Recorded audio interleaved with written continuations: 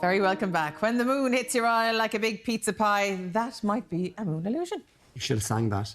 Here to tell us no one wants me to. About this phenomenon as we experience this year's last, I didn't know this was a thing, SuperMoon is Ireland's best known astronomer. Thank you. David Moore joins us. Good morning, David. How are you? You brought in a lot of toys for us as well. Yeah. A very straightforward question. What's going on with the moon at the moment, David? Reveal all. Well, there's a full moon. Technically, it was yesterday, but it'll look full the day before and the day after, so even tonight.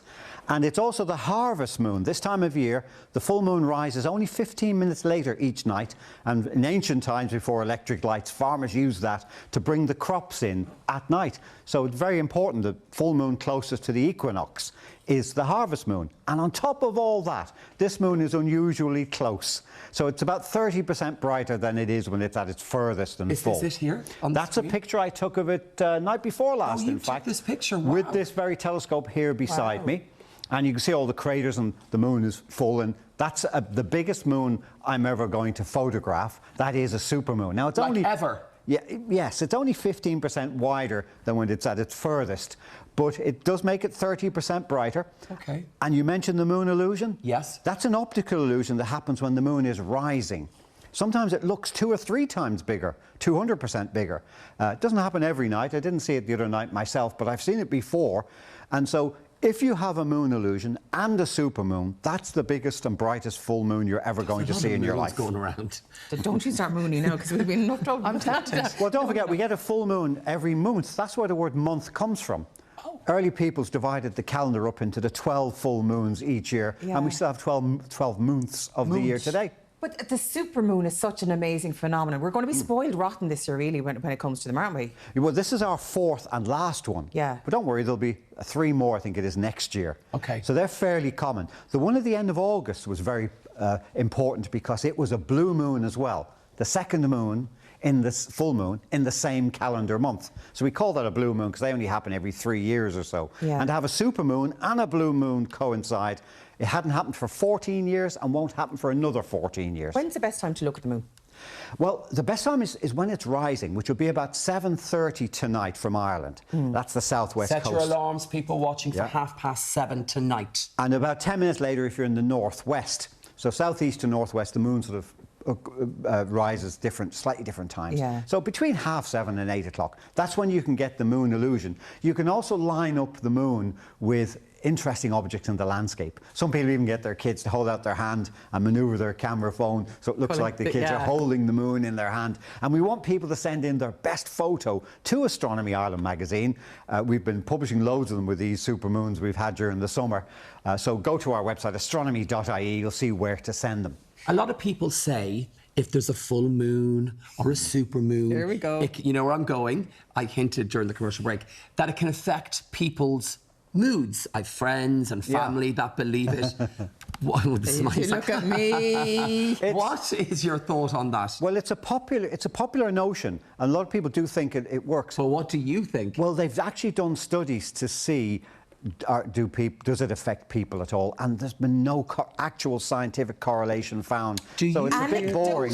I was talking to Kath this morning. We were both in the makeup room, and I was like, I didn't sleep. We went last night. I kept waking up every hour with mad dreams about people I haven't seen for years. I was really freaked out all night, and so was she. And then was like, oh my God, it was a full moon. Yep. And, you know, there is a chance that the scientists have got it wrong, but they have done multiple studies on this. They've even checked for crime rates to see do they go up. It'd actually be very handy for criminals. They can see the back gardens of people's houses lit up. Let's not encourage them. I think they're already clever enough to know that themselves.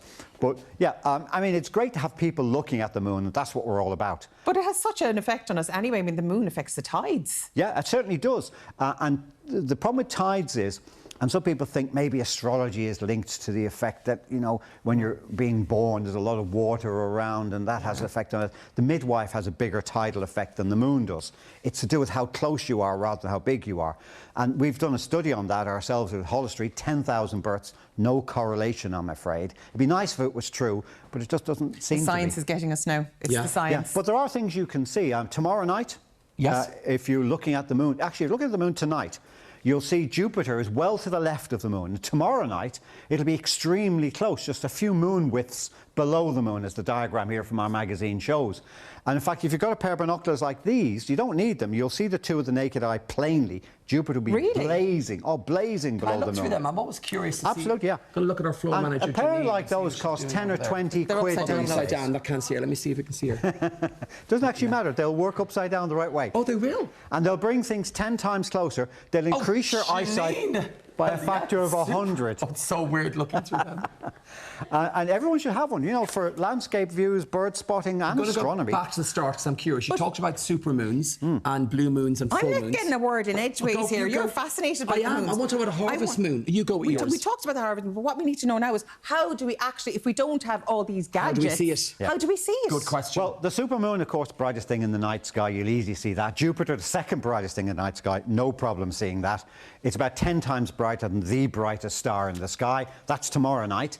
And then on, I think, the next diagram, on Monday night, you will need your binoculars to see the Seven Sisters star. That's like my house. People are in a real treat then this weekend, aren't they? Exactly. That's about the size of the field of view on the binoculars. So if you hold them steady, you'll see the moon. Just above it is this cluster of brand new baby stars. This is the moon there, the yellow thing. That's the moon. And the Pleiades, which is the full name, but the popular name is Seven Sisters. Most people can see about 7 of those stars with the naked eye when there isn't a moon near them. When the moon's near them, you're going to need your binoculars. Yeah, because you can. And it just goes to show what can be revealed with a pair of binoculars, you know. And as Astronomy On, we're really about beginners. We want people just to use the naked eye. But the first telescope you get is a binocular telescope. Very cheap, 20, 30 quid, 100 times better than your eyes. And this is the kind of thing that will be revealed to you. So we love publishing this in the magazine, telling people, get your binoculars out. You don't need a telescope like this for a few hundred quid. Yeah, just but a cheap pair of binoculars. Where's the place to actually see? Because there's a lot of light pollution as well if you're more in urban areas. So what advice would you give to beginners if they want to have a proper look? Well, the great thing about the moon, of course, it doesn't matter if you're in the middle of Dublin or Cork City with all the lights on, you'll see the moon, it's so bright.